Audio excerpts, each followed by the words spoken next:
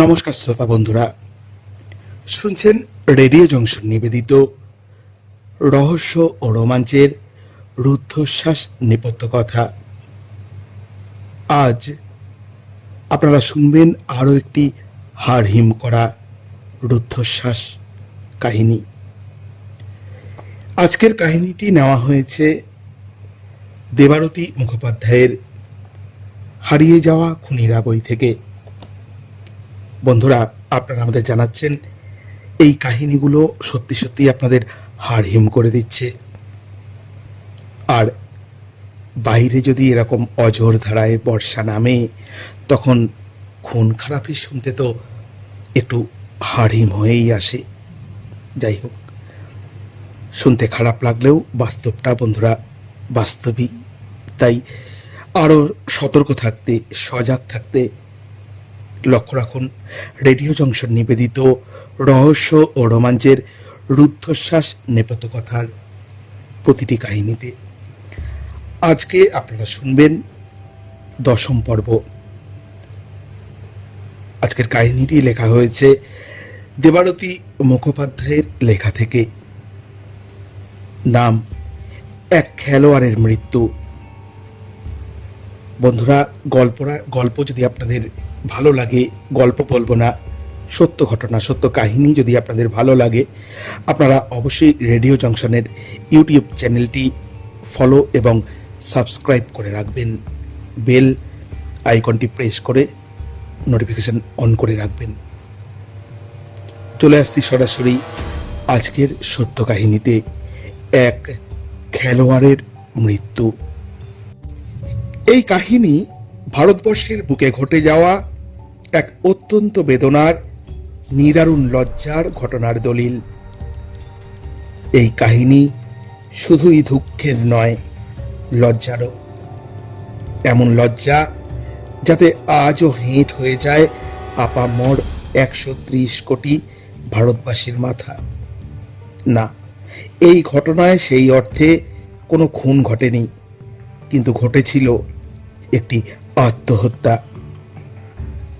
মার্কিন লেখিকা সুজানা কাইসেন লিখেছিলেন, suicide is a form of murder, premeditated murder. ঠিক তাই, হোক না আত্মহত্যা, কিন্তু সেই আত্মহত্যার পেছনে ছিল ক্ষমতা এবং অর্থকে কাজে লাগিয়ে তিল তিল করে মৃত্যুর দিকে ঠেলে দেওয়ার অভিপ্রায়। তাই আইনের কচকচি ভুললে আমাদের মনের আদালতে এটা নিছকই খুন। আসুন চলে যাই অতীতের এক সকালে। বেশি দিন আগের কথা নয়, মাত্র 25 বছর আগের।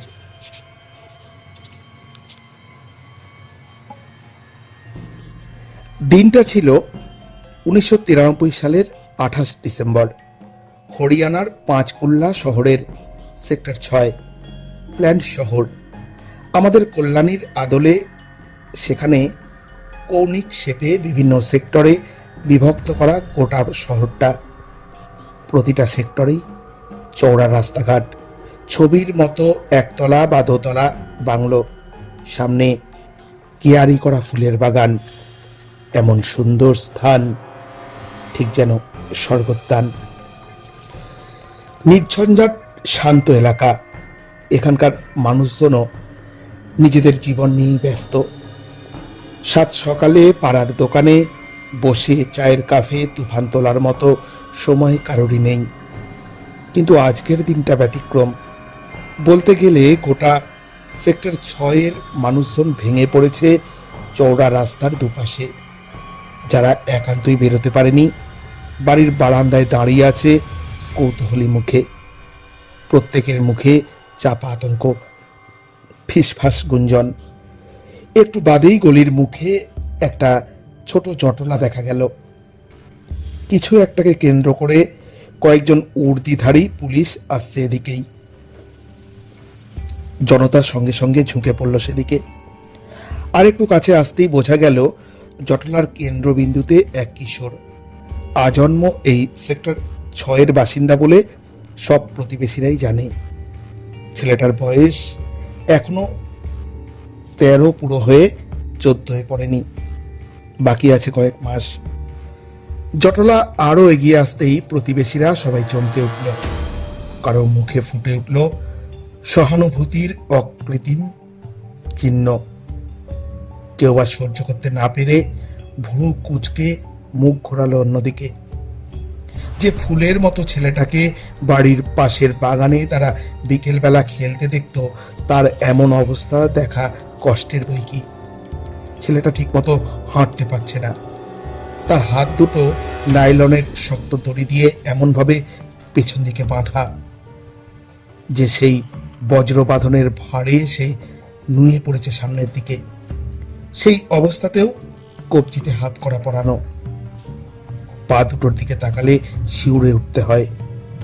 বুড়ো আঙুল দুটো বীভৎসভাবে থেতলে গেছে। সেখান থেকে ক্রমাগত বেরোতে থাকা রক্তের গোটা রাস্তায় ছাপ ফেলে চলেছে। ক্রমেই তার হাঁটার গতি মন্থর হয়ে আসছে। সে তাল রাখতে পারছে না চারপাশে গুচ্ছ গঠন করে চলতে থাকা পুলিশ বাহিনীর সঙ্গে। পাশের এক ছোকরা সাব ইন্সপেক্টরের বোধহয় সহ্য হলো না এমন অবাধ্যতা। নিজের শক্ত বুট দিয়ে ছেলেটার নগ্ন পায়ের পাতা পিষে ধরল সে। অকথ্য একটা গালাগাল দিয়ে বলল, শালা ঘুমাচ্ছিস নাকি বে? চলতে পারিস না? সাব ইন্সপেক্টরটির নাম প্রেম দত্ত। সে 4 বছর চাকরি করছে, কিন্তু এমন মনের সুখে কাউকে পেটায়নি। গত 1.5 মাস ধরে নিজের হতাশা, দুঃখ সব কিছুর ঝাল সে মেটায় হরিয়ানা পুলিশের এই পলির পাঁঠাকে দিয়ে। কি যেন নাম এই আজব চিস্টার? হ্যাঁ, আশু। আশু গিরহোত্রা। সালা গোটা ফ্যামিলিটাই বজ্জাত। সালাদের বড্ড রোয়াব। কিছুতেই কেসটা তুলবে না। প্রেম দত্ত আবার নিজের সর্বশক্তি দিয়ে মুচড়ে ধরল 13 বছরের আশুর হাত। আশুর চেতনা অনেকক্ষণ আগে লুপ্ত হয়েছিল, তবু সে শারীরিক কষ্ট থেকেই বুঝি একটা আর্তনাদ করে উঠল। তার হাঁটুগুলো অনেকক্ষণ থেকে বিদ্রোহ ঘোষণা করছিল। প্রায় 6 দিনের উপবাসে বিশ্রাম নিতে চাইছিল তারা। এবার পুরোপুরি কাজ বন্ধ করে দিল। প্রেম দত্ত সহ অন্যান্য পুলিশের রক্তচক্ষু বেমালুম উপেক্ষা করে আশু লুটিয়ে পড়ল পিচের মসৃণ রাস্তায়। আশুর বাবা সুভাষ গিরহোত্রা পুলিশের পেছন পেছন আসছিলেন। তার মুখে বহুদিনের না কাটা দাড়ি, পরনে মলিন পোশাক। এক ঝলক দেখলে কে বলবে এই মানুষটাই একসময় এক পোশাক পরপর 2 দিন পরতেন না। গত 3 বছরে সাইক্লোন টর্নেডোর মতো বিধ্বংসী সব ঝড় বয়ে গেছে তার উপর দিয়ে। তিনি কাতরভাবে অনুনয় বিনয় করছিলেন, আমার ছেলেটা বাচ্চা, ওকে এত কষ্ট দেবেন না, আপনাদের পায়ে পড়ছি। কে শোনে তার কথা? আশু মাটিতে লুটিয়ে পড়ে চৈতন্য হারাতেই পুলিশের দল শশব্যস্তে তাকে উঠিয়ে নিল। দূরেই দাঁড়িয়ে আছে পুলিশের জিপ। আশুকে এবার পাঠানো হবে হাসপাতালে। সুভাষ গিরহোত্রা তাদের পিছু পিছু যাচ্ছিলেন, কিন্তু তারা রুক্ষভাবে তাকে সরিয়ে দিল। দূর হটো। আশুকে নিয়ে পুলিশ ভ্যানটা ধীরে ধীরে লোকচক্ষুর অন্তরালে চলে যেতেই এগিয়ে এলো প্রতিবেশীর দল। কিন্তু এই সর্বহারা বাবাকে তারা কি বলে সান্ত্বনা দেবে? গোটা এলাকায় যেন আতঙ্ক ছড়িয়ে পড়েছে। মনে হচ্ছে যেন মধ্যযুগের বাসিন্দা তারা। সবকিছু হয় কর্তার অঙ্গুলি হেলনে। সুভাষ কিছু বলতে যাচ্ছিলেন, কিন্তু তার আগেই তার নিজের বাড়ির দিক থেকে ছুটতে ছুটতে এলেন আনন্দ প্রকাশ। আনন্দ আর সুভাষ দীর্ঘদিনের বন্ধু। দুজনেই উচ্চ পদস্থ চাকুরে। তাদের কন্যারাও হরিহরাত্মা। আনন্দ এসেই হাঁপাতে হাঁপাতে বললেন, সুভাষ, শিগগির তোমার বাড়ি চলো, এক্ষুনি সর্বনাশ হয়ে গেছে। কি হয়েছে? সুভাষ ভীত কণ্ঠে জিজ্ঞাসা করলেন। আনন্দ আর সুভাষের বাড়ি একদম গায়ে গায়ে। এমন কি ঘটেছে সেখানে যে আনন্দকে এইভাবে ছুটে আসতে হয়েছে? সবচেয়ে বড় কথা, একজন জীবিত মানুষের জীবনে আরো কি সর্বনাশ ঘটার বাকি থাকতে পারে? সুভাষ আর দ্বিরুক্তি না করে আনন্দের পিছু পিছু ছুটলেন। সঙ্গে সঙ্গে ছুটল এলাকার আরো কিছু শুভাকাঙ্ক্ষী মানুষজন। বেশিক্ষণ নয়, মাত্র 5 মিনিটের মধ্যেই সর্বনাশটা টের পেলেন সুভাষ। সংজ্ঞাহীন অবস্থায় আছড়ে পড়লেন নিজের বাড়ির বাথরুমের দরজায়। বাথরুমের ভেতর রুচিরা পড়ে আছে অচৈতন্য অবস্থায়, তার হাতে ধরা খালি কীটনাশকের শিশি। চোখ দৃষ্টিশূন্য, গাল দিয়ে গড়িয়ে পড়েছে চোখের জল। না, রুচিকা বাঁচল না। তামাম ভারতবাসীকে অপরিসীম লজ্জার মধ্যে ফেলে দিয়ে সে মারা গেল পরের দিন। মাত্র 17 বছর বয়সে শেষ হয়ে গেল একটা তাজা প্রাণ, অকল্পনীয় অত্যাচারের জাঁতাকলে চাপা পড়ে। ভারতীয় আইন ব্যবস্থার প্রতি, স্বচ্ছতার প্রতি তীব্র উপহাস করে। কে এই রুচিকা গিরহোত্রা? কেন সে মাত্র 17 বছর বয়সেই শেষ করে দিল নিজেকে? কেনই বা তার ছোট ভাইয়ের এই করুণ অবস্থা পুলিশের হাতে? সেই হাড় হিম করা আপাত অবিশ্বাস্য ঘটনা জানতে চান? আসুন চলে যাই আরও 3 বছর আগে। ঘটনাস্থল একই, হরিয়ানার পাঁচকুল্লা শহরের সেক্টর 6। সময়টা হলো 1990 সাল। ঝকঝকে একটা পরিবার। সুভাষ গিরহোত্রা স্থানীয় এক রাষ্ট্রায়ত্ত ব্যাংকের ম্যানেজার। তার ফুলের মতো দুটি ছেলে মেয়ে, রুচিকা এবং আশু। রুচিকা অভিজাত স্যাক্রেড হার্ট স্কুলের 10ম শ্রেণীর ছাত্রী, আর তার ভাই আশু পড়ে ক্লাস 7-এ। রুচিকার যখন 10 বছর বয়স, তখনই সুভাষ গিরহোত্রার স্ত্রী এক দুরারোগ্য ব্যাধিতে আক্রান্ত হয়ে মারা গিয়েছিলেন। সুভাষ কর্মক্ষেত্রের চাপ সামলে একা বাবা মার দায়িত্ব পালন করে বড় করে তুলেছিলেন ছেলে মেয়েকে। তার এই কাজে আরও বেশি করে সাহায্য করতেন একদম পাশের বাড়ির আনন্দ প্রকাশের পরিবার। আগেই বলেছি, সুভাষ আর আনন্দ ছিলেন অভিন্ন হৃদয় বন্ধু। আনন্দ প্রকাশ ছিলেন হরিয়ানা স্টেট এগ্রিকালচার মার্কেটিং বোর্ডের চিফ ইঞ্জিনিয়ার। কর্মক্ষেত্রে তিনি যেমন দক্ষ ছিলেন, তেমনই ছিলেন সামাজিক জীবনেও। তার স্ত্রী মধু নিজের মেয়ে আরাধনার মতোই স্নেহ করতেন রুচিকা ও আশুকে। এই কাহিনী বোধহয় সব দিক থেকেই ব্যতিক্রম। এত লজ্জা, এত বেদনার মাঝেও যে নিঃস্বার্থ বন্ধুত্ব আমরা বছরের পর বছর ধরে দেখব, তাতে শ্রদ্ধায় মাথা নত করা ছাড়া উপায় নেই। আনন্দ প্রকাশের মেয়ে আরাধনা এবং সুভাষের মেয়ে রুচিকা ছিল হরিহর আত্মা। একই স্কুলে, একই ক্লাসে তারা পড়ত। সারাক্ষণ তাদের একসাথেই দেখা যেত। যেদিনকার কথা বলছি, সেদিন দুই বন্ধুরই খুব আনন্দ, বিশেষ করে রুচিকার।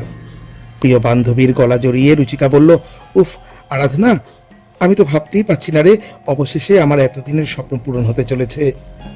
আরাধনা মুচকি হেসে বলল, এইবার হরিয়ানার পাঁচকুল্লা থেকে ইন্ডিয়া একটা মার্টিনা নাভ্রাত তিলভাত পাবেই। তখন আর দেখে কে, ওফ পরপর গ্র্যান্ড স্লাম উইলামডন। ধ্যাত, রুচিকা বান্ধবীকে থামিয়ে দিল। তোকে বলেছি না, আমার রোল মডেল নাভ্রাতিলোভা নয়, ওই যে নতুন জার্মান প্লেয়ার এসেছে না। আরে পরপর USA open, French open, Australian open সব হেলায় জিতেছে। কে, স্টেফি গ্রাফ? আরাধনা চশমার ফাঁক দিয়ে তাকালো। হ্যাঁ, স্টেফি গ্রাফ, ওই আমার রোল মডেল। ওহ, কবে যে ওর মতো খেলতে পারবো। রুচিকা প্রায় বছর 3 ধরে লং টেনিস খেলে, ভালো খেলে, কিন্তু তার চেয়েও সহস্রগুণ বেশি সে ভালোবাসে খেলাটাকে। সত্যি কথা বলতে, সে হলো টেনিস অন্তপ্রাণ। তাদের স্কুলে ব্যাডমিন্টন কোর্ট আছে, সে সেখানেই টেনিস প্র্যাকটিস করে। কিন্তু যতই প্র্যাকটিস করুক, স্কুলে আর কতটুকু পরিকাঠামো রয়েছে যে তার আন্তর্জাতিক মানের স্কিল তৈরি হবে? ব্যাডমিন্টন কোর্টে কি আর টেনিস হয়? আলাদা করে তো কোনো কোচও নেই, সেই একজন গেম টিচার যিনি সব খেলাতেই গাইড করেন। এভাবে কি স্টেফি গ্রাফ হওয়া যায় নাকি? তবে রুচিকার এতদিনের দুঃখ এবার দূর হতে চলেছে। এক্ষুনি আরাধনার বাবা মানে আনন্দ আঙ্কেল এসেছিলেন। তিনি সুখবরটা দিয়ে গেলেন, জানিস রুচিকা, আমাদের এখানে ইন্টারন্যাশনাল মানের টেনিস অ্যাসোসিয়েশন তৈরি হচ্ছে।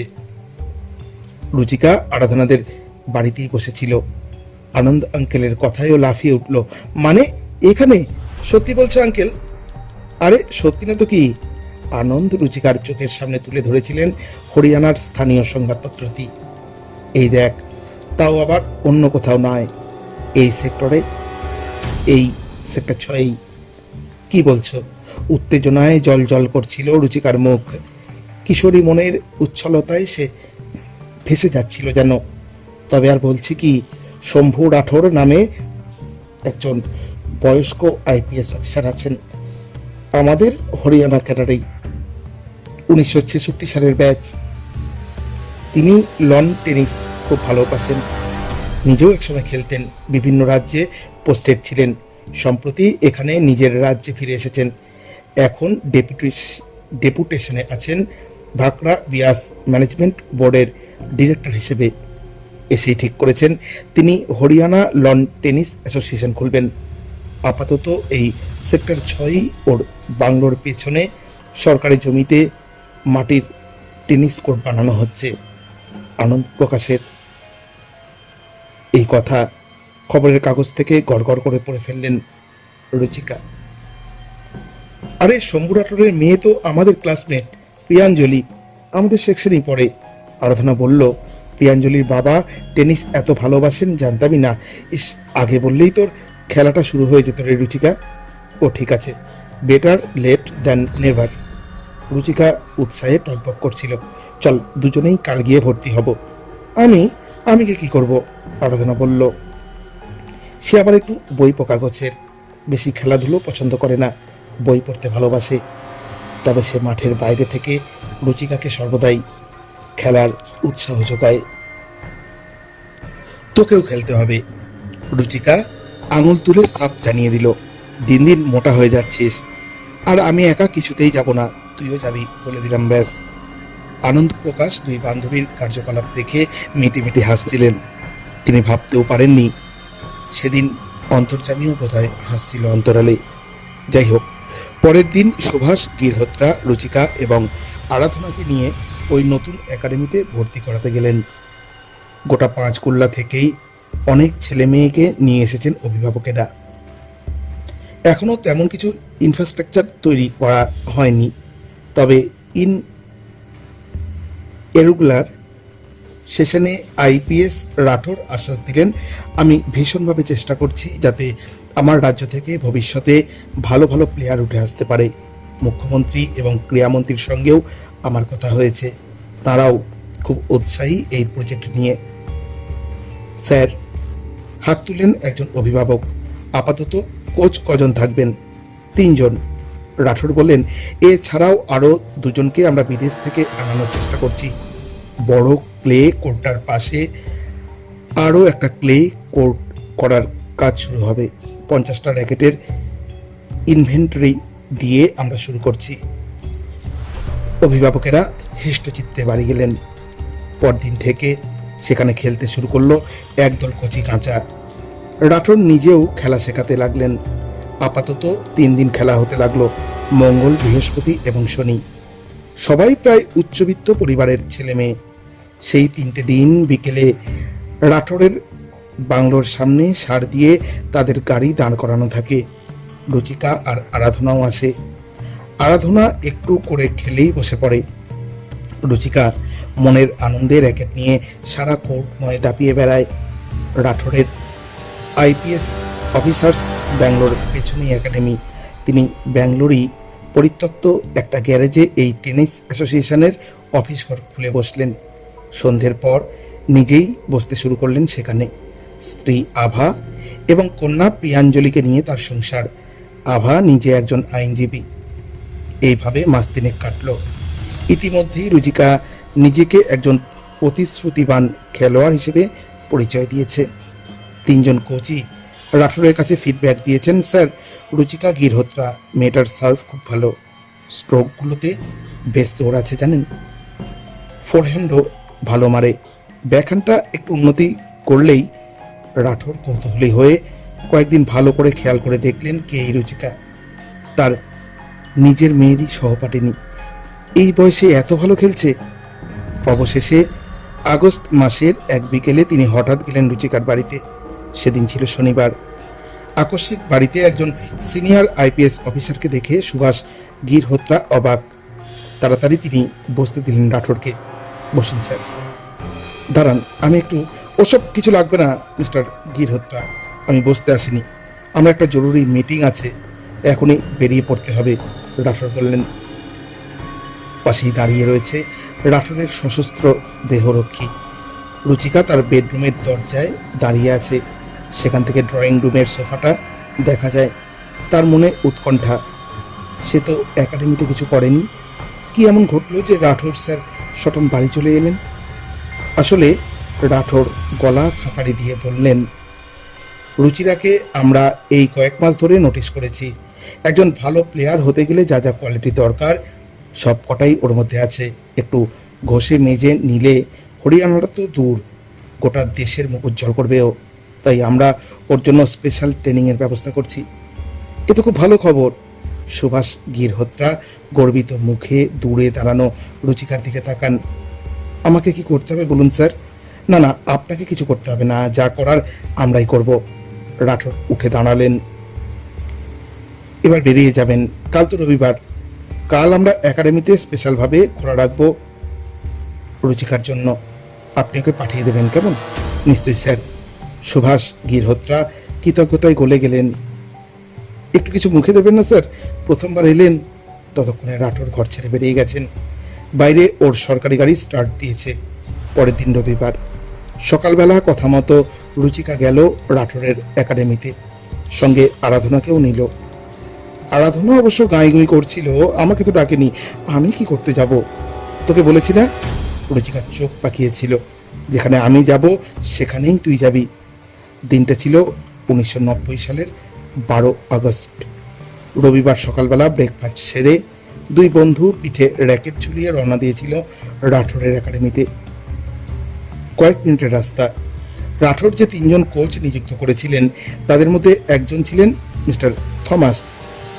থমাস হরিয়ানার বাইরে থেকে এসেছেন। সাময়িকভাবে তার থাকার বন্দোবস্ত রাঠোর করেছিলেন নিজের বাংলোর ক্যাম্পাসে থাকা গেস্ট হাউসে। রুচিকা আর আরাধনা একাডেমিতে পৌঁছে কিন্তু কোনো কোচকেই দেখতে পেল না। এমনকি পাত্তু বলে যেই বেয়ারা ওদের বল এনে দেয় সেও নেই। আজ তো এমনিতে ছুটির দিন, কিন্তু রাঠোর স্যার যে বললেন আজ রুচিকার জন্য স্পেশাল ট্রেনিং। আরাধনা ক্লে কোর্ট অবধি গিয়ে ভ্রু কুচকে বললে, কি ব্যাপার বল তো? কাউকেই তো দেখছি না।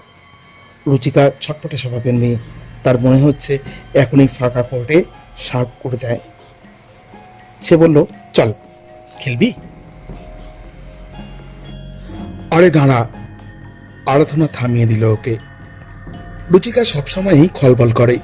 সময় বিশেষে আরাধনাকেই রাশ টেনে ধরতে হয়। এখানে আমরা খেলতে শুরু করলে হবে? ওদিকে হয়তো রাঠোর স্যার আর কোচরা অপেক্ষা করছেন তোর জন্য। কোথায় অপেক্ষা করছেন? রুচিকা ঠোঁট উল্টে বলল, সব তো শুনশান। আরাধনা বলল, চল অফিস ঘরে গিয়ে দেখি। আগেই বলেছি, প্রাথমিকভাবে এই বাংলোর একটি পরিত্যক্ত গ্যারেজকে এই একাডেমির অফিস ঘর করেছিল আইপিএস রাঠোর। রুচিকা আর আরাধনা সেই ঘরে ঢুকতেই দেখল রাঠোর টেবিলের উল্টো দিকে বসে আছেন। ঘরে আর কেউ নেই। এই যে রুচিকা। মুখ তুলে তাকাতেই রুচিকার পাশে দণ্ডায়মান আরাধনার দিকে চোখ গেল রাঠোরের। তুমি? তোমার নাম কি জানো? আরাধনা। আরাধনা প্রকাশ স্যার। আরাধনা বলল, আরাধনা। তোমাকেও কি স্পেশাল ট্রেনিংয়ে ডাকা হয়েছে নাকি? রাঠোর যেন বেশ অবাক হয়েছেন। না না স্যার, আরাধনা তাড়াতাড়ি বলে উঠল, রুচি একা আসছিল তাই আমিও এলাম। রুচির ট্রেনিং শুরু হলেই আমি প্রিয়াঞ্জলির কাছে চলে যাব, গল্প করব। কোচেরা কোথায় স্যার? রাঠোরের নিজের কন্যা প্রিয়াঞ্জলি ওদেরই সহপাঠিনী, বাংলোতেই থাকে সে। রাঠোর মাথা নাড়লেন, বেশ বেশ। তা আরাধনা, তুমি এক কাজ করো, গেস্ট হাউস থেকে থমাস স্যারকে ডেকে আনো। আজ তো রবিবার, পাতলুও নেই, তাই খবর পাঠাতে পারিনি। আমি এক্ষুনি যাচ্ছি স্যার। আরাধনা ছুটে বেরিয়ে গেল ঘর থেকে। রাঠোরের সেই অফিস ঘর থেকে ছুটে কোর্ট পেরিয়ে পেছনের দিকের গেস্ট হাউসে গিয়ে থমাস স্যারকে ডেকে আনতে গেলে সময় লাগার কথা সাকুল্যে 5 মিনিট। কিন্তু ছুটে গিয়েও আরাধনা অবাক হলো। গেস্ট হাউস বন্ধ, বেল বাজিয়ে কোনো লাভ নেই, বাইরে থেকে তালা মারা। হঠাৎ ওর মনে পড়ে গেল, আরে থমাস স্যার নিজেই তো আগের দিন বলেছিলেন তিনি কয়েকদিনের জন্য ছুটিতে যাচ্ছেন। রুদ্ধশ্বাসে ছুটল আরাধনা। কেন সে জানে না একটা অশুভ বার্তা যেন তার অবচেতন মন বারবার পাঠাচ্ছিল মস্তিষ্কে। ছুটে রাঠোরের গ্যারেজে ঢুকতে গিয়েই সে ভয়ে আতঙ্কে স্থবির হয়ে গেল। এ কি দেখছে সে? রাঠোরের চেয়ারের সামনের সেই বিশাল টেবিল, যার ওপর এতদিনের অব্যবহারে পড়েছে ধুলোর প্রলেপ। তার উপরে রুচিকাকে আষ্টে পৃষ্ঠে ঠেসে ধরেছে পিতৃসম আইপিএস অফিসার রাঠোর। রুচিকা ছটফট করছে, চিৎকার করে কিছু বলতে চাইছে, কিন্তু কিন্তু পারছে না, কারণ তার মুখে একটা ন্যাকড়া গোঁজা। রুচিকার নিম্নাঙ্গের স্কার্টের মধ্যে ঘোরাফেরা করছে রাঠোরের হাত, অন্য হাত পিষে দিচ্ছে ওর স্তন। রাঠোরের কামে লাল হয়ে যাওয়া চোখ দুটো যেন চাটছে তার সর্বাঙ্গ। রাঠোরের পুরুষাঙ্গ উন্মুক্ত, নির্লজ্জভাবে সেটা ঘষা খাচ্ছে রুচিকার উড়ুতে। কি করছেন কি আপনি? আরাধনা চিৎকার করে উঠে ঝাঁপিয়ে পড়ল রাঠোরের ওপর। এলোপাথারেই ঘুষি মারতে মারতে এক অসম লড়াইয়ে লিপ্ত হলো। শয়তান, ছেড়ে দিন, ছেড়ে দিন ওকে, এক্ষুনি এক্ষুনি ছাড়ুন। আরাধনার এত দ্রুত প্রত্যাবর্তনে হকচকিয়ে গিয়েই কিনা কে জানে রাঠোর ছেড়ে দিলেন রুচিকাকে। হাঁপাতে হাঁপাতে বসলেন নিজের চেয়ারে, লাল চোখে বললেন, তুমি বেরিয়ে যাও ঘর থেকে। না, যাব না, আরাধনা আগুন চোখে বলল। ততক্ষণে সে দেখেছে তার খেলা পাগল সাদাসিধে বন্ধুটার চোখ দিয়ে অঝরে জল পড়ছে, চুল মুখ বিধ্বস্ত। এর ফল কিন্তু ভালো হবে না, আঙুল তুলে বললেন রাঠোর। তুমি জানো আমি কি হাল করতে পারি তোমাদের? আরাধনা একবার বন্ধুর দিকে তাকালো, আরেকবার রাঠোরের দিকে। পরক্ষণেই সে রুচিরার হাত হ্যাঁচকা মেরে টেনে ঘর থেকে বেরিয়ে ছুটল বাড়ির দিকে। বাড়ি গিয়ে প্রথমে রুচিকা কোনো কথা বলতে পারল না। সে মা মরা মেয়ে, ছোট থেকে বাবার ভালোবাসা পেলেও কেমন যেন শিশু সুলভ। মা থাকলে বোধহয় সে আরো বুঝদার হয়ে উঠত। আরাধনার বুকে মাথা রেখে সে কেঁদে ফেলল হু হু করে। আরাধনা চুপচাপ বন্ধুর মাথায় বিলি কেটে দিচ্ছিল। যা হয়েছে ভুলে যা, ওই কুকুরটার কোনো দিনও মুখ দেখবো না আর আমরা। ওর মেয়ে আমাদের সঙ্গে পড়ে আর ও কিনা, ছিছি। রুচিকা সরল, আরাধনা তুলনায় অনেক পরিণত, কিন্তু বয়সটা তো দুজনেরই মেরে কেটে 15। ওই বয়সে প্রথমেই প্রতিরোধ করার ক্ষমতা আসে না, ভয়ে কুঁকড়ে যায় মানুষ, আড়ষ্ঠতায় কাউকে কিছু বলতেও পারে না। আর সেই জন্যেই শিশুদের সফট টার্গেট করে বিকৃত ক্যামেরা। রুচিরা আর আরাধনাও তাই হয়েছে। তারা কাউকে খুলে বলতে পারেনি ব্যাপারটা। অবসাদে বিরক্তিতে দুজন একসাথেই থাকলো সে রাতটা। পরের দিন সকালে ওরা কেউ খেলতে গেল না। আরাধনা নিজের বাড়ি গিয়েছিল ফ্রেশ হতে। এসে দেখে নিজের বেডরুম বন্ধ করে রুচিকা বালিশে মুখ গুজে কাঁদছে। আবার কাঁদছিস তুই, বোকা মেয়ে, তোর কি দোষ? আরাধনা এগিয়ে এসে বলল, তোকে তো বলেছি ওই জানোয়ারের মুখোমুখি হব না আর। রুচিকা কেঁদে কেঁদে চোখ ফুলিয়ে ফেলেছে। সে বলল, কিন্তু আমার কোচিং এর কি হবে আরাধনা? থমাস স্যার বলেছিলেন ফিরে এসে ন্যাশনাল টিমে নাম পাঠাবেন আমার। আরাধনা চুপ করে গেল। একদিকে বন্ধুর সামনে সোনালী ভবিষ্যৎ, অপরদিকে মানুষরূপী এক কুমির। কি করা যায়? অনেক ভেবে চিনতে সে বলল, এক কাজ করবো শোন, আমরা আমাদের খেলার শিফট চেঞ্জ করে বিকেলে করে নিই। আজ কামাই হয়েছে হোক, কাল থেকে আমরা বিকেলে যাব। সকালে খেলতে না গিয়ে বিকেলে যাব, তাতে কি হবে? চোখে জল মুছতে মুছতে বলল রুচির কা। রাঠোর সকালে থাকে না, বিকেলে তো ও একাডেমিতে থাকে না, মাঝে মধ্যে একটু বেলার দিকে আসে, অফিস মিটিং এইসব করে। আমরা ওই সময় খেলতে গেলে দেখাই হওয়ার চান্স নেই, আরাধনা বলল। সেই মতো ঠিক হলো। পরের দিন দুই বন্ধু মিলে বিকেলে খেলতে গেল। রুচিকা খেলা বড্ড ভালোবাসে। ক্রমাগত স্ট্রোক মারতে মারতে সত্যি যেন দুঃখ অনেকটা ভুলল সে। রাঠোরকেও কাছে পিঠে দেখা গেল না। সেদিন খেলতে খেলতে সন্ধে প্রায় 7টা বেজে গেল। বেরোনোর সময় রাঠোরের বাংলোর পাশ দিয়ে বেরোতে হয়। দুজনে ঘেমে নিয়ে সেখান দিয়ে বেরোচ্ছে। এমন সময় পাতলু এসে ডাকলো, রুচিকাকে তোমাদের মধ্যে? আমি। আতঙ্কে কুঁকড়ে গেল রুচিকা। কি হয়েছে? স্যার এসেছেন, তোমাকে ডাকছেন অফিস ঘরে। পাতলু উত্তরের অপেক্ষা না করেই চলে গেল। রুচিকা চমকে তাকালো বন্ধুর দিকে। ওর চোখ ভয়ে রক্তশূন্য হয়ে গেছে। আরাধনা কোনো কথা না বলে টানতে টানতে বাইরে নিয়ে চলল ওকে। চল তুই, এ তো দেখছি বড্ড পাড়াবাড়ি শুরু করলো। সেদিন রাতেও দুজনে ঘুমোতে পারল না। প্রতিদিন যদি রাঠোর এইভাবে রুচিকার শ্লীলতাহানি করতে শুরু করে, কি করে বাঁচাবে আরাধনা ওকে? রুচিকা পাথর হয়ে জানলায় বসেছিল। বাইরে শুনশান রাস্তাঘাট, গভীর রাত। আরাধনা বিছানায় ঠেস দিয়ে বসে কি যেন ভাবছে। রাত তখন 3টে।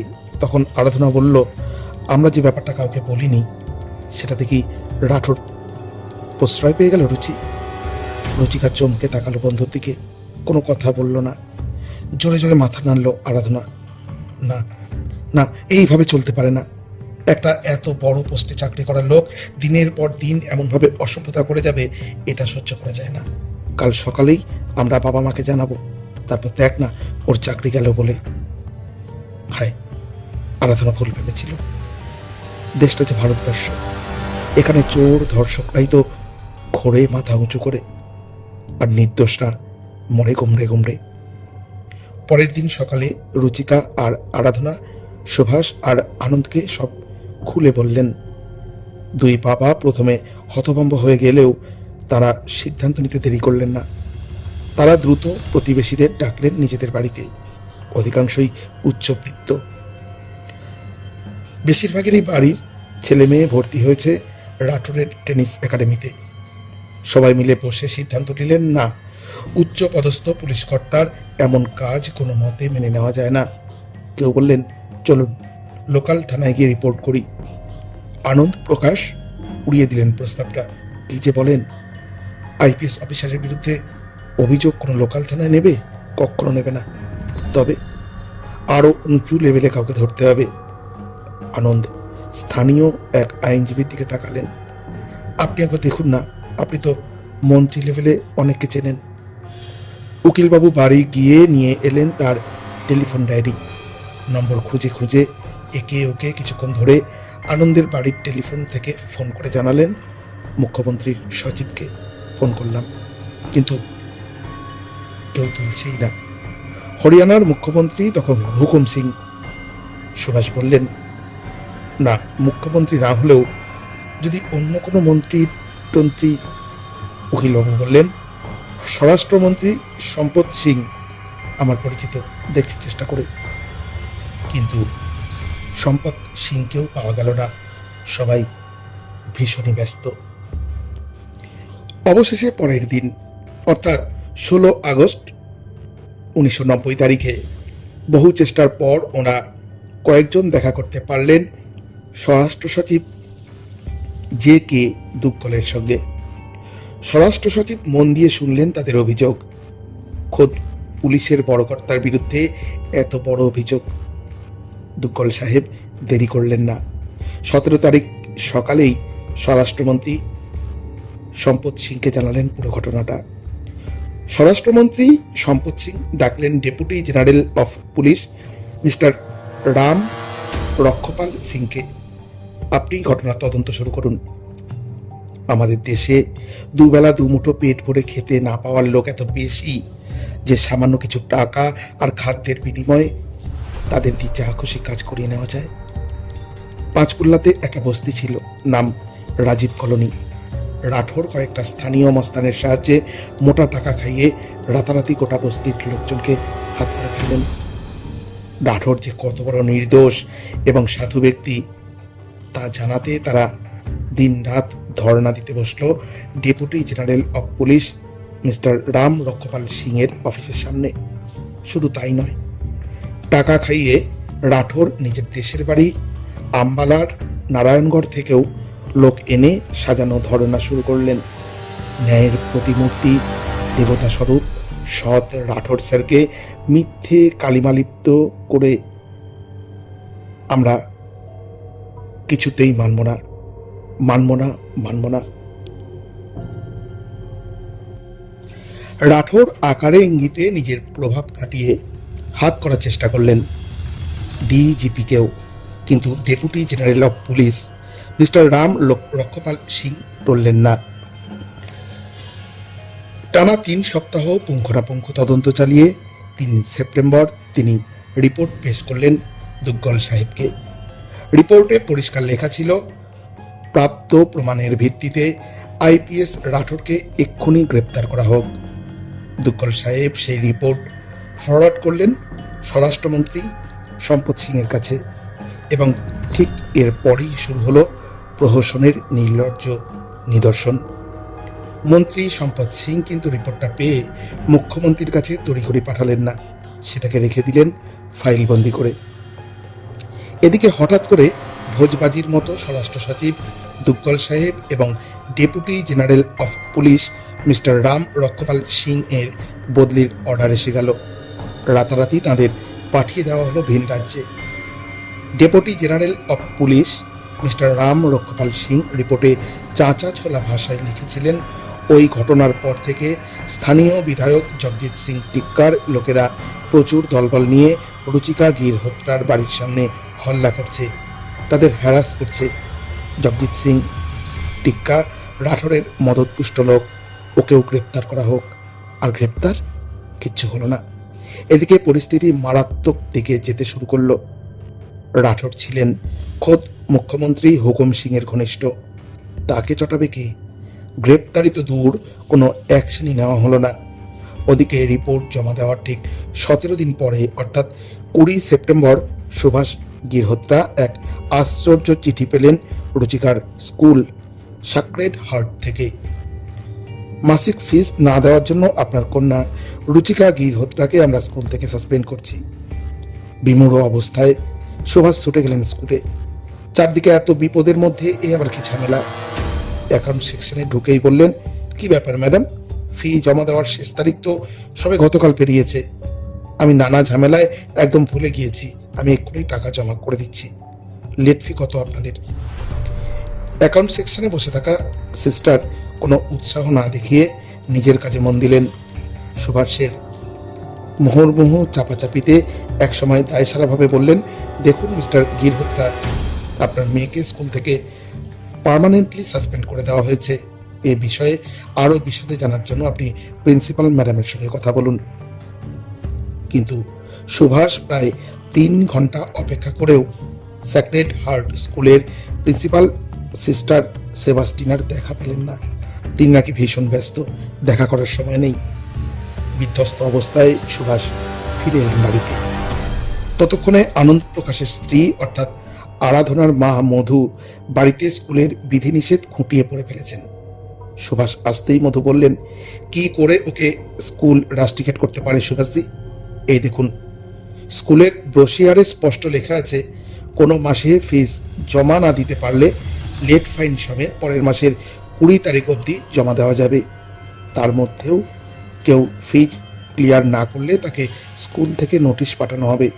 সেই নোটিশেও কোনো কাজ না হলে তখন তাকে পরীক্ষায় বসতে দেওয়া হবে না। সাসপেনশনের কথা কোনো উল্লেখই নেই। সুভাষ ভেজা গলায় বললেন, বুঝতে পারছেন না ভাবিজি, এগুলো সবই রাঠোরের ষড়যন্ত্র। ও আমার মেয়েটাকে, আমাদের সবাইকে শেষ করে দিতে চাইছে। তারপরেই বললেন, রুচি কোথায়? মধু বললেন, সকাল থেকে দরজা বন্ধ করে বসে আছে ঘরে। অনেক কষ্ট করে এক গ্লাস দুধ খাইয়েছি। বাইরেও এমএলএর লোকগুলো এমন অশ্রাব্য কথাবার্তা বলে চেঁচাচ্ছে যে ও দরজা খুলতে চাইছে না। রুচি ওর স্কুলকে প্রাণ দিয়ে ভালোবাসত। ক্লাস 1 থেকে পড়ছে ওখানে। এই খবরটা শুনলে তো আরো ভেঙে পড়বে, অস্ফুটে বললেন সুভাষ। আনন্দ প্রকাশ ইতিমধ্যে আর রাজনৈতিক মন্ত্রীদের উপর ভরসা না করে সোজা গেলেন জেলা শাসক অর্থাৎ ডিস্ট্রিক্ট ম্যাজিস্ট্রেটের কাছে। স্কুল যে ইচ্ছাকৃতভাবে রুচিকাকে সাসপেন্ড করে স্বৈরাচারিতা দেখিয়েছে সেই ব্যাপারে লিখিত অভিযোগ জানালেন তিনি। ম্যাজিস্ট্রেট তার কর্মচারীদের নিয়ে একটা এনকোয়ারি করলেন। সেই এনকোয়ারিতে উঠে এলো অদ্ভুত তথ্য। এই মুহূর্তে স্যাক্রেড হার্ট স্কুলে মাসের পর মাস ফিস জমা দেওয়া হয়নি। এমন ছাত্রছাত্রীর সংখ্যা 135। তাদের কাউকে বিতাড়িত করা হয়নি কখনো। সবচেয়ে আশ্চর্যের কথা, রুচিকা শুধু এ মাসেই ফিস দিতে দেরি করেছে, কিন্তু তারপরেও অন্তত 8 জন ছাত্রছাত্রী ফিস জমা দিয়েছে। তাদের বিরুদ্ধেও কোনো অ্যাকশন নেওয়া হয়নি। আর মজার কথা, এই 8 জনের মধ্যে রয়েছে আইপিএস রাঠোরের কন্যা প্রিয়াঞ্জলিও। ম্যাজিস্ট্রেটের এনকোয়ারিতে এও জানা গেল, প্রিন্সিপাল সিস্টার সেবাস্টিনার নির্দেশেই রুচিকাকে তাড়ানো হয়েছে। পরবর্তীকালে যখন দিনের পর দিন আদালত চত্বর ভেঙে পড়ত এই রুচিকা গৃহহত্যা কেসের শুনানিতে, তখন রাঠোরের পক্ষের আইনজীবীরা এই ইস্যুটাকেই তিল থেকে তাল করে দেখিয়েছিলেন। একটা ক্লাস 10-এর ছাত্রীকে স্কুল থেকে সাসপেন্ড করেছে, তার মানে বোঝাই যাচ্ছে মেয়েটার চরিত্র কতটা খারাপ। এই মেয়ে যে সম্মানীয় ব্যক্তিকে মিথ্যা অপরাধে ফাঁসাবে, তাতে আর আশ্চর্য কি? সৌভাগ্য বা দুর্ভাগ্য যাই হোক, নিজের সম্পর্কে এই সাজানো কুৎসা, এই তীব্র অপমান রুচিকাকে সহ্য করতে হয়নি। তার আগেই সে পাড়ি দিয়েছিল অন্য লোকে। আসলে স্কুল থেকে রুচিকাকে তাড়ানো হয়েছিল রাঠোরের নির্দেশেই। রাঠোর ভয় পাচ্ছিলেন পাছে প্রিয়াঞ্জলিকে ক্লাসরুমে যদি রুচিকা কিছু বলে বসে। স্কুলের এই ঘটনার পর রুচিকা আরো পাল্টে গেল। সারাদিন হাঁটুতে মুখ গুঁজে বসে থাকতো সে, কারোর সঙ্গে কোনো কথা বলতো না। আরাধনা এসে কত বোঝাতো, চল সামলের লনে একটু টেনিস খেলি, এই দেখ র্যাকেট এনেছি।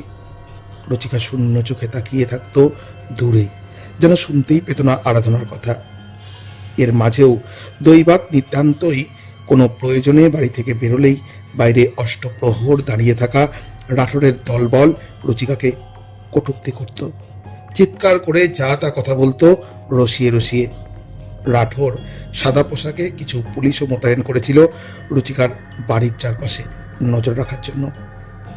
তারাও খৈনি খেতে খেতে বিশ্রীভাবে তাকাতো, নানা রকম অঙ্গভঙ্গি করত 15 বছরের কিশোরীটির দিকে।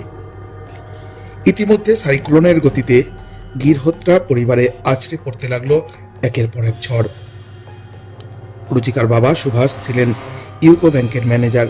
সুদক্ষ এবং সৎ কর্মী হিসেবে তার সুনাম ছিল, কিন্তু হঠাৎ একদিন তার বিরুদ্ধে ঘুষ নেওয়া, টাকা তছরূপ সহ একাধিক গুরুত্বপূর্ণ মামলা দায়ের হয়ে গেল থানায়। রুচিকার ভাই 13 বছরের আশু, শান্তশিষ্ট বালক, হঠাৎ তার বিরুদ্ধে 1 সপ্তাহে পরপর 5 দিন 5খানা ডায়েরি রুজু হয়ে গেল।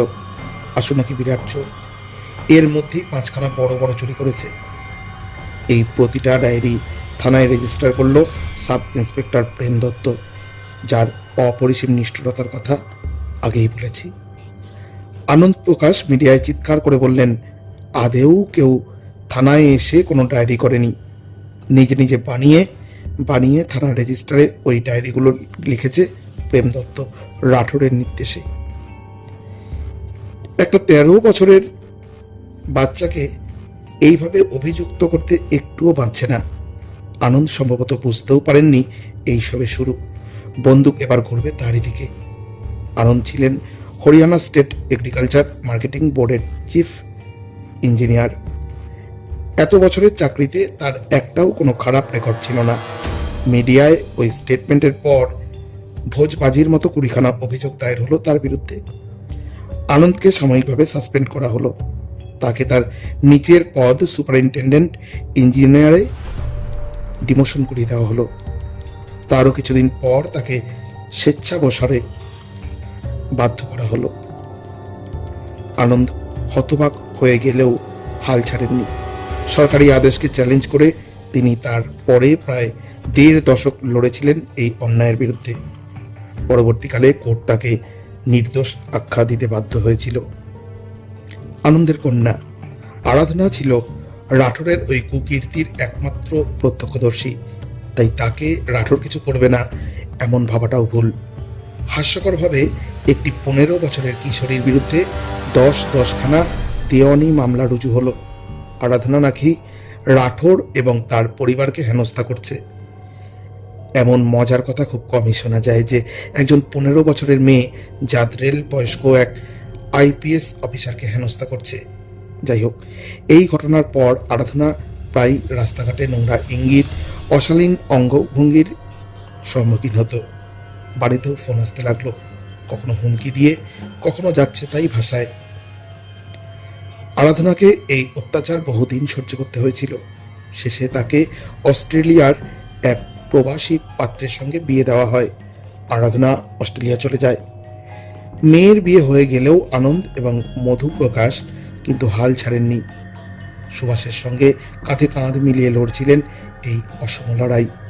পরবর্তীকালে রুচিকার আত্মহত্যার পর প্রতিদিন তীব্র অপমান লাঞ্ছনা সহ্য করতে না পেরে সুভাষ যখন ছেলে আশুকে নিয়ে পাঁচকুল্লা ছেড়ে চলে যান, বছরের পর বছর আদালতে প্রায় 400-রও বেশি শুনানিতে সুভাষের হয়ে হাজিরা দিতেন এই প্রকাশ দম্পতি।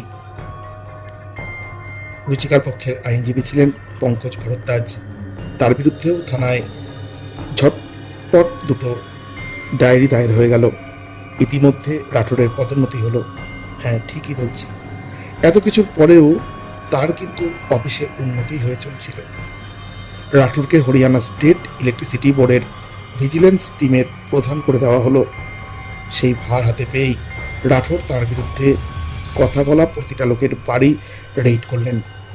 সেক্টর 6 এবং প্রায় প্রতিটা বাড়ির মানুষেরা যারা সুভাষকে সমর্থন করেছিলেন হেনস্থা হতে লাগলেন রাঠোরের টিমের কাছে। রুচিকা ক্রমশ মানসিক রোগী হয়ে যাচ্ছিল। ওর জন্য সবাইকে এসব সহ্য করতে হচ্ছে। ওই এসবের জন্য দায়ী। এসব কেবলই মনে হতো ওর। তীব্র অন্তর্দহনে জ্বলে পুড়ে খাক হয়ে যাচ্ছিল ও। 2জন সাংবাদিক কাগজে রাঠোরের এইসব কীর্তি নিয়ে লিখছিল রুচিকার সুবিচারের আশায়। রাঠোর তাদের 2জনের বিরুদ্ধেই 1 কোটি টাকার মানহানির মামলা দায়ের করলেন। একজন উচ্চপদস্থ পুলিশ কর্তাকে নিয়ে এমন আজেবাজে লেখার সাহস তাদের হয় কি করে? সবার কোমর মোটামুটি ভেঙে দিয়ে এবার রাঠোর তাকালেন রুচিকার একমাত্র ভাই আশুর দিকে। 23 সেপ্টেম্বর 1993 আশু গিয়েছিল বাজারে একটা ফাউন্টেন পেন কিনতে। এখন যতই ডট পেন বেরোক, কালি পেনের তার খুব শখ। বাবা বলেছেন এবার 80 ওঠার সময় ভালো রেজাল্ট হলে ওকে একটা নামি কোম্পানির ফাউন্টেন পেন কিনে দিবেন। এইসব ভাবতে ভাবতে ও রাস্তার পাশ দিয়ে হাঁটছিল, কিন্তু শেষমেশ দোকানে পৌঁছতেই পারল না। তার আগেই একদল সাদা পোশাকের পুলিশ তাকে এসে টেনে হিঁচড়ে তুলল জিপ গাড়িতে। রাস্তার সমস্ত পথচারী অবাক হয়ে দেখল পুলিশের দল আশুকে নিয়ে সোজা চলে গেল মনসা দেবী এলাকায় অবস্থিত ক্রাইম ইনভেস্টিগেশন এজেন্সির স্টাফ অফিসে। সেখানে তার ওপর অকথ্য অত্যাচার চালালো সাব ইন্সপেক্টর প্রেম দত্ত আর অ্যাসিস্ট্যান্ট সাব ইন্সপেক্টর জয়নারায়ণ। হাত পা বেঁধে তাকে ফেলে রাখা হলো ঘন্টার পর ঘন্টা।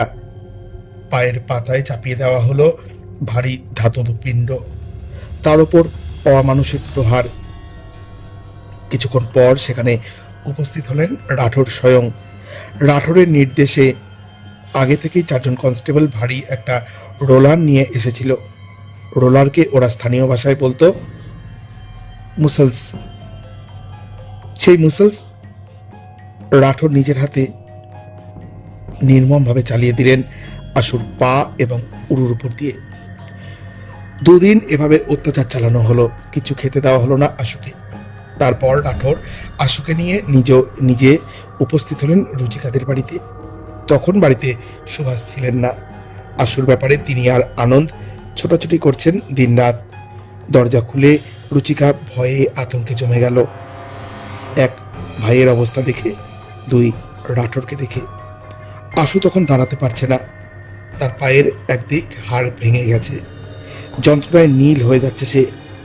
রাঠোর বলল, দেখছিস তো তোর ভাইয়ের অবস্থা, এখনো সময় আছে, কমপ্লেনটা উইথড্র করে নে, না হলে কিন্তু তোদের সবাইকে তিলে তিলে শেষ করবো আমি। সেদিন তো তোর সাথে একটু মজা করেছিলাম, এবার যেটা করবো সেটা ভাবতেও পারছিস না। রাঠোর চলে যেতে রুচিকা ভাইকে জড়িয়ে ধরে কেঁদে ফেলল হাউ হাউ করে। কাঁদতে কাঁদতে সেই কান্না পরিণত হলো জান্তব অট্টহাস্যে। সে হাসছে কেন? আচ্ছা, সে কি পাগল হয়ে যাচ্ছে? আশুকে এরপর আবার পুলিশ উঠিয়ে নিয়ে গেল 11 নভেম্বর। সেদিন সাদা কাগজে তাকে দিয়ে লিখিয়ে সই করে নেওয়া হলো, আমি আশু গিরহোত্রা স্বীকার করছি যে আমি 11টি গাড়ি চুরি করেছি। স্বীকার না করে উপায় কি? দিনের পর দিন এক ফোঁটা খাবারে নেই, সঙ্গে বেধড়ক মার, কতটা সহ্য হয় ওইটুকু শরীরে। এই সময়ে বিহারের এক দাগি আসামি, তার নাম গজেন্দর সিং, সে 11টা গাড়ি চুরি করেছিল। তাকে দিয়ে সাজানো সাক্ষ্য দেওয়ানো হলো, হ্যাঁ আমি আর হরিয়ানার আশু গিরহোত্রা মিলে এই কাজ করেছি। তাকে লোভ দেখানো হলো, এমন বললে তোমার সাজা কমিয়ে দেওয়া হবে। এরপরের ঘটনা প্রথমেই বলেছি। আশুকে সারা এলাকায় হাতকড়া পরিয়ে মারতে মারতে ঘোরানো হচ্ছিল। রুচিকা ভেতরে ভেতরে অনেক দিনই মরে গিয়েছিল। অবশেষে ছোট ভাইয়ের অতটা কষ্টের দিনই সে বিষ খেল, মারা গেল পরের দিন 29 ডিসেম্বর 1993। সেদিন রাঠোরের বাংলোয় রাতভর পার্টি চলেছিল, আনন্দে আপদ বিদায় হয়েছে। রুচিকা কিন্তু মরে গিয়েও শান্তি পেল না।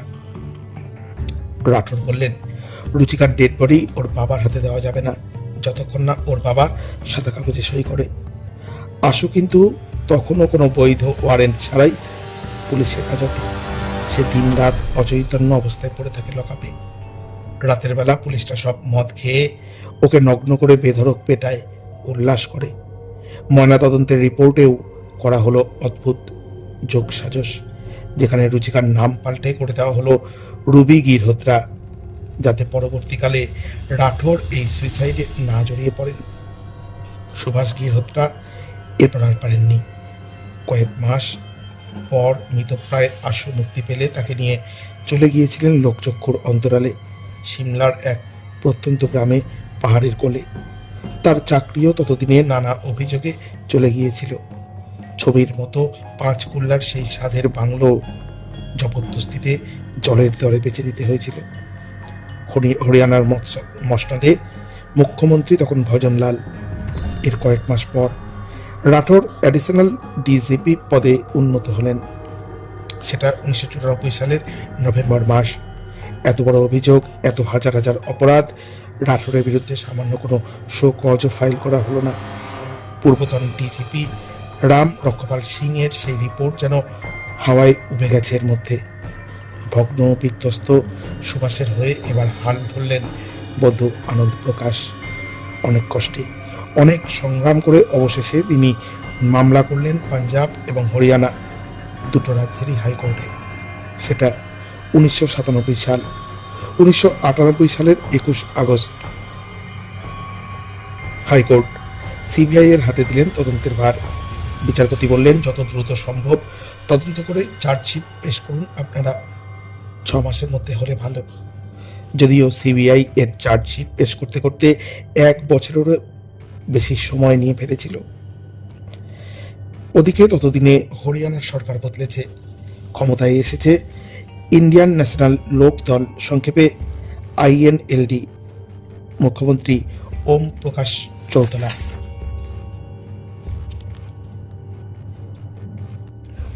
যখন সমান্তরালভাবে সিবিআই এর তদন্ত চলছে রাঠোরের বিরুদ্ধে, তখনই অন্যদিকে আশ্চর্যজনকভাবে ওম প্রকাশ চৌতলা রাঠোরকে রাজ্যের পুলিশ প্রধান করলেন। শুধু তাই নয়, 1999 নভেম্বর মাসে বিশেষ অবদানের কারণে রাষ্ট্রপতি মেডেলের জন্য রাঠোরের নাম রেকমেন্ড করে পাঠানো হলো হরিয়ানা থেকে। এই নিয়ে সংবাদ মাধ্যমে এক প্রশ্ন হইচই হলো, একটা লোকের বিরুদ্ধে এতগুলো অভিযোগ, কি করে তার নাম প্রেসিডেন্ট মেডেল পাঠানো হয়?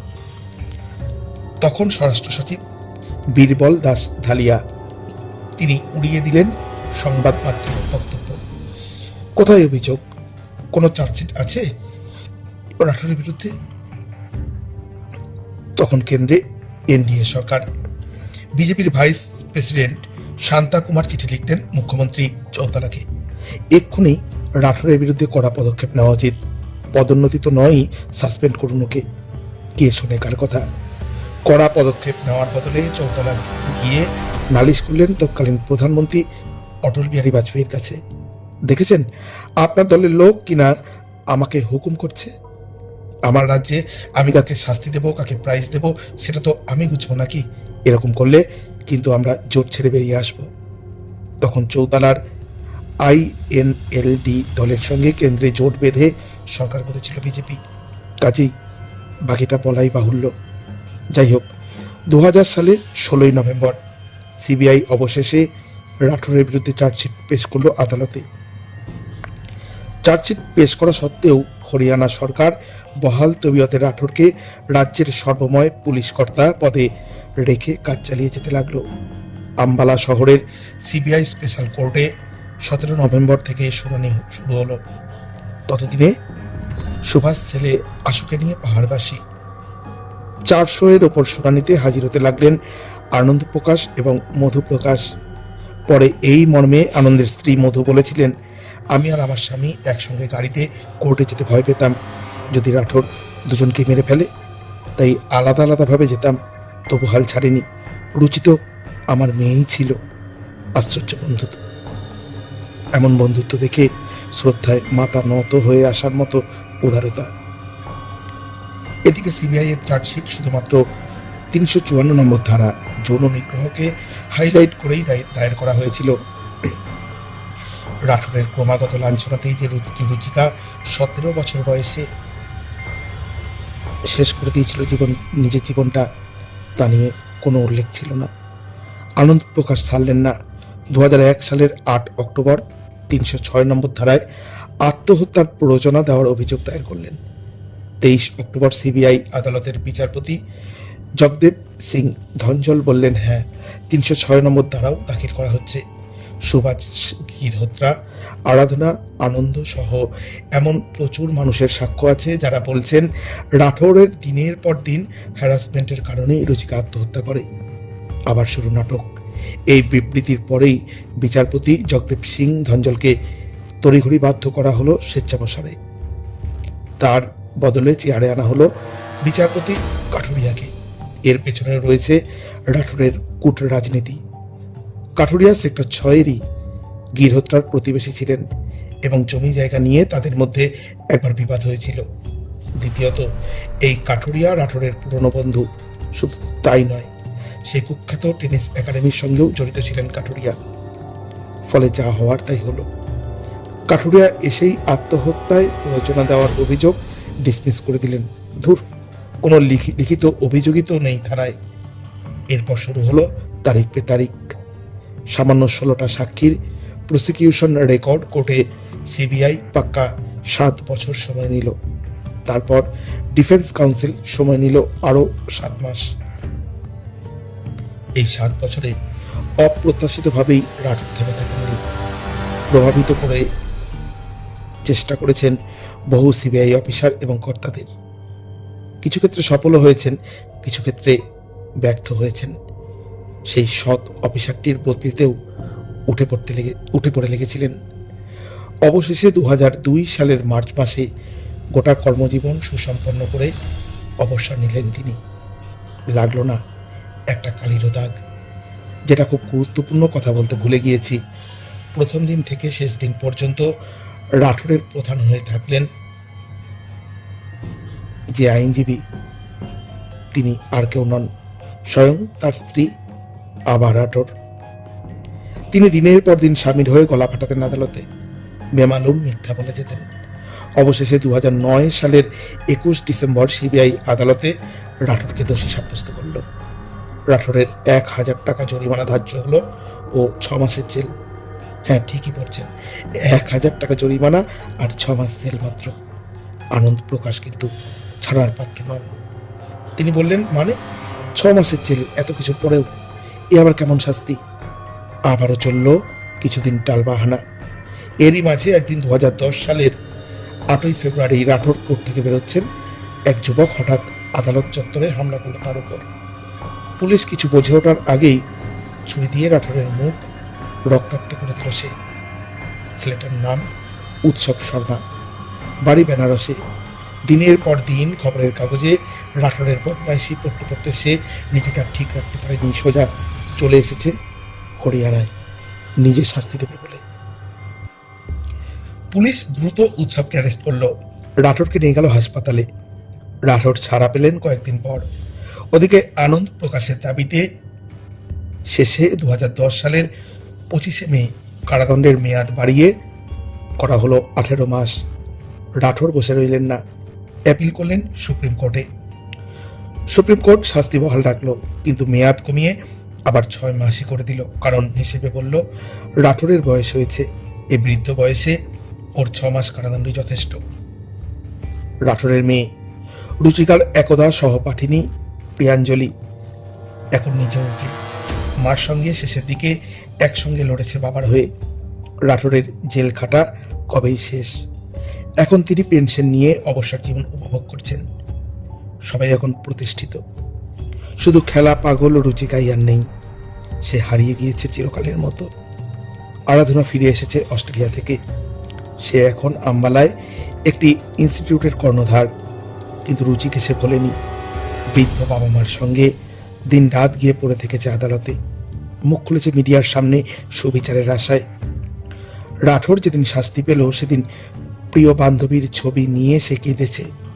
রাঠোরের ওই সামান্য শাস্তিতে খুশি না হলেও মনকে প্রবোধ দিয়েছে এই ভেবে যে ওই সরল খেলা পাগল বন্ধুটার আত্মা এতদিনে একটু হলেও হয়তো শান্তি পেল। সত্যিকারের যোদ্ধা আনন্দ প্রকাশ মারা গিয়েছেন 2018 সালের জানুয়ারি মাসে। রুচিকার ভাই আশু পরে বড় হয়ে বলেছে, আমাকে দিনের পর দিন না খাইয়ে পশুর মতো মারত ওরা। টানা 2 মাস অসহনীয় অত্যাচার চলেছে আমার ওপর। দিদি সুইসাইড করার পর আমাকে ছাড়ে। সুভাষ গিরহট্টা কিচ্ছু বলেননি, শুধু বিড়বিড় করছিলেন, আমার ফুলের মতো মেয়েটাকে যেভাবে দিলে দিলে। না, আর কারোর মেয়েকে যেন এমন পরিণতির শিকার হতে না হয়। কার কাছে যাব আমরা? পুলিশ কর্তা যেখানে নিজেই অপরাধী, মুখ্যমন্ত্রী যেখানে তাকে সাপোর্ট করছে, এটা কি সিস্টেম? যেখানে গোটা সমাজ আপনার বিরুদ্ধে চক্রান্ত করছে, কি করে একা লড়বেন আপনি? এই একই প্রশ্ন আপনাকেও। যেখানে বিচারের বাণী নীরবে নিভৃতে কাঁদে, সেখানে কিসের ন্যায়, কিসেরই বা অন্যায়? শুনছিলেন রেডিও জংশন নিবেদিত রহস্য ও রোমাঞ্চের রুদ্ধশ্বাস নেপথ্য কথার একটি সত্য কাহিনী। এই কাহিনীটি আমরা পেয়েছি দেবারতী মুখোপাধ্যায়ের লেখা হারিয়ে যাওয়া খুনিরা এই বই থেকে। কাহিনীটির নাম এক খেলোয়াড়ের মৃত্যু। কেমন লাগলো আজকের কাহিনী? অবশ্যই ইউটিউবের চ্যানেলের কমেন্ট বক্সে কমেন্ট করে জানাবেন। সবাই ভালো থাকবেন, সতর্ক থাকবেন। আবার দেখা হচ্ছে আগামী পর্বে।